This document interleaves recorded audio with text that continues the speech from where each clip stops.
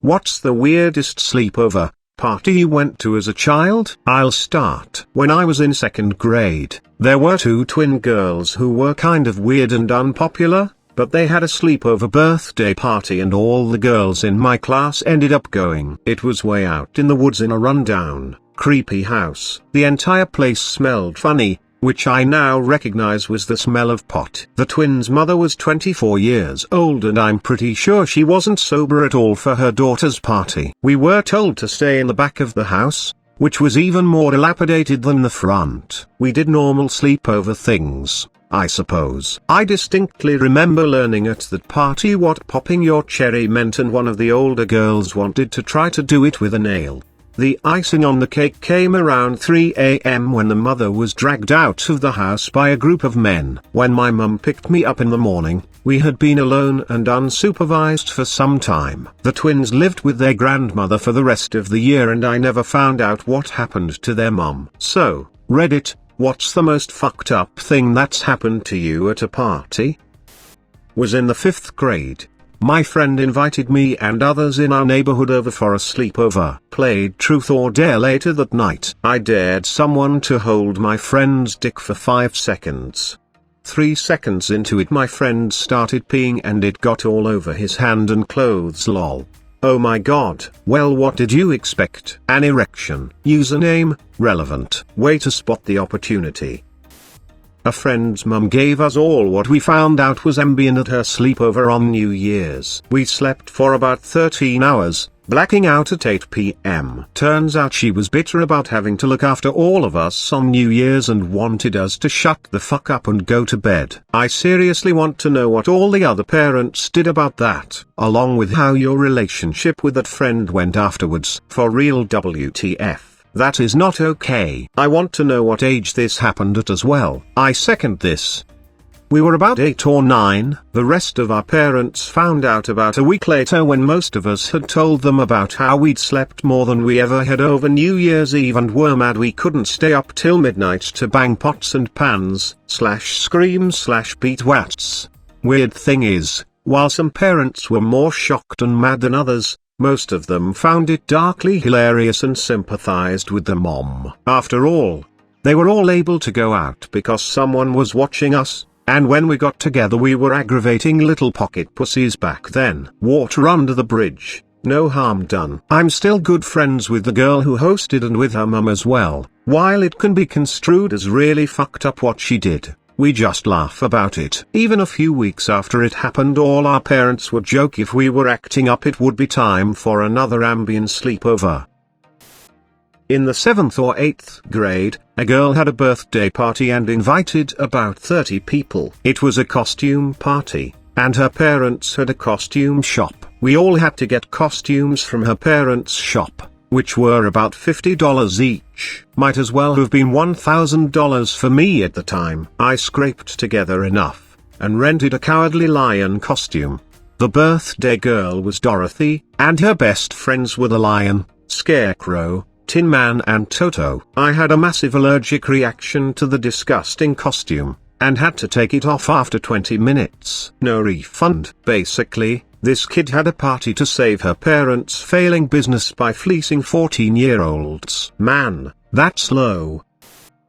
Yeah, I have a couple of weird ones. First off, I was at a friend's birthday sleepover. We had gone to separate middle schools, so I didn't actually know any of the other kids at the sleepover. Naturally it was a little awkward at first, but eventually we got along and played a lot of GameCube. It wasn't until like 2 in the morning when it started getting weird. I was laying on a couch playing the game, when the other boys stopped and started wrestling. It devolved to a writhing mass of all of the kids except for me. So I am sitting on the couch going, what the fuck, and one of the kids in the mosh pit goes, you have to get the gay out sometime, or it will come back when you're older. Yeah. I was pretty confused. Another one was with one of my more sheltered friends in elementary school. Some of my other close friends were there, and we were having a good time until it was time for bed. I didn't know it at the time, but the kid's parents were part of some strange constrictive religion. So we went to bed really early because his parents made us, like 8 or something. We thought that sucked but went to bed anyway. When his mother turned out the lights, she said,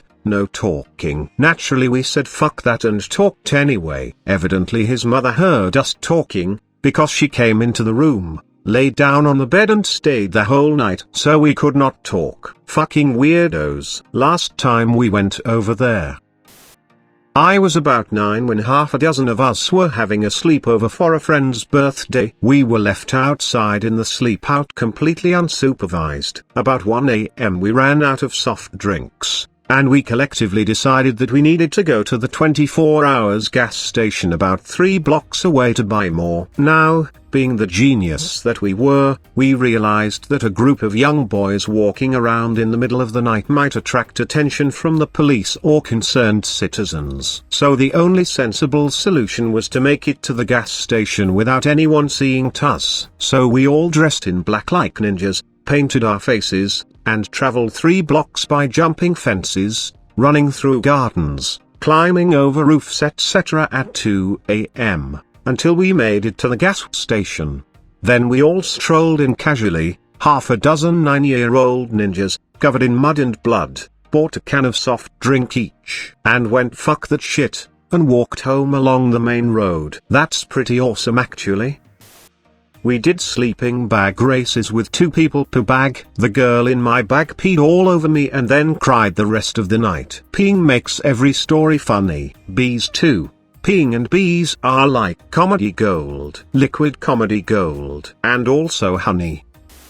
I had a weird friendship circle growing up. The reality was, we all secretly hated each other and would gossip and shit worse than old southern women. We were guys. Just so we're clear, the main circle focused around my neighborhood, more specific 2 of us that lived within a few houses of each other. Arnieho, one of my friends, Gary, his real name because he was a dick then and is still a dick, had a birthday party sleepover and invited about 7 or 8 of us. His parents were godly loaded and had this awesome basement. We all went over, had pizza and Pepsi and settled in for a night of Sega Genesis, Super Nintendo, and Nerf wars. However, putting us all in the same room created havoc. Since we all hated each other, it quickly degenerated into arguments and fights, mostly focused on Gary.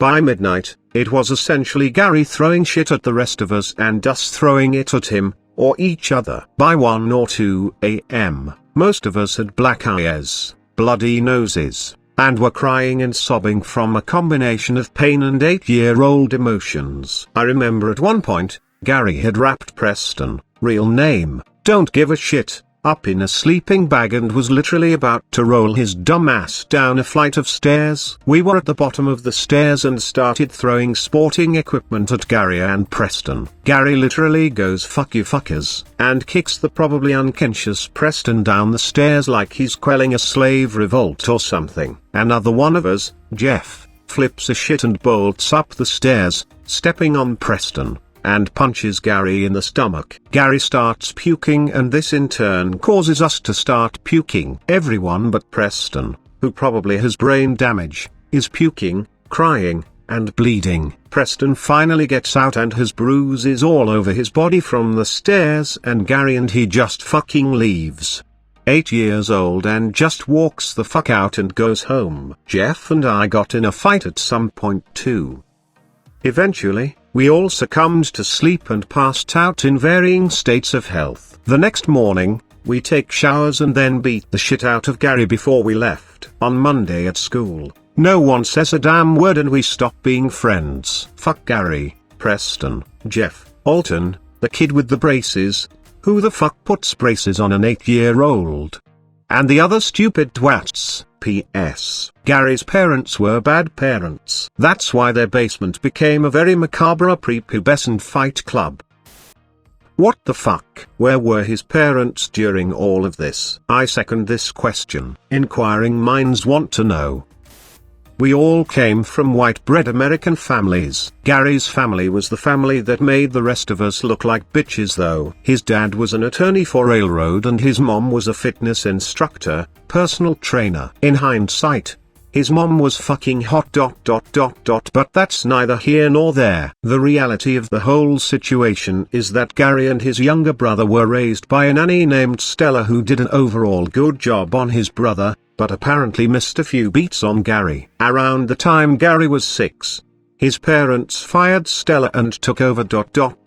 However, they'd never raised a kid nor had any clue what discipline meant. Their solution? Give the fucker everything. In this particular scenario, I remember his mum coming down once to yell at us sometime around 10 or so, but that was it. I'm guessing they closed the door to the upstairs and left us to fend for ourselves. DLDR. Gary's parents were bad at parenting. They had more money than patience and both liked to hit the bottle. Odds are they were fucking while their son was being mock lynched by his schoolmates.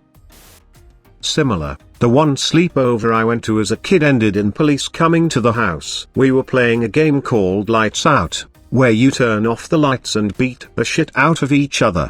There were about 6 of us I think. After a few times of this we flip the lights on and Chris and Tyler don't stop. Chris starts slamming Tyler's head into the wall and it becomes a huge fight between all of us because some of us wanted to help and some wanted to hurt. One of them miss a punch and hits a window. Neighbor calls cops and when they get there I run into the backyard, jump the fence, and walk home. His parents were gone for some reason, can't recall why.